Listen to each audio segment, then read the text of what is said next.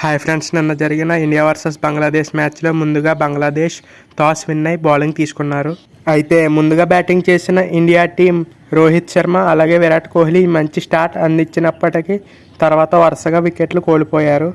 తర్వాత బ్యాటింగ్ వచ్చిన బ్యాట్స్మెన్స్ కూడా జస్ట్ 30+ రన్స్ మాత్రమే స్కోర్ చేయగలిగారు. అయితే తర్వాత బ్యాటింగ్ వచ్చిన హార్దిక్ పాండ్యా మాత్రం నెక్స్ట్ లెవెల్ బ్యాటింగ్ చేశాడనే చెప్పొచ్చు. అసలు ఈ మ్యాచ్లో హార్దిక్ పాండ్యా అయితే ఆల్రౌండ్ పర్ఫార్మెన్స్ ఇచ్చాడనే చెప్పొచ్చు. ఐపీఎల్లో అయితే అస్సలు ఫామ్లోనే లేడు, కానీ వరల్డ్ కప్లో మాత్రం దానికి మొత్తం రివర్స్గా చేస్తున్నాడు. బ్యాటింగ్లోను ఇటు బౌలింగ్లోను కూడా నెక్స్ట్ లెవెల్ పర్ఫార్మెన్స్ అయితే ఇస్తున్నాడు హార్దిక్ పాండ్యా. ఇక ఇండియా బౌలింగ్ విషయానికి వస్తే Kuldeep Yadav next level bowling వేసాడనే చెప్పొచ్చు. 4 ఓవర్లకి కేవలం 19 పరుగులు మాత్రమే ఇచ్చి 3 వికెట్లు తీసుకున్నాడు.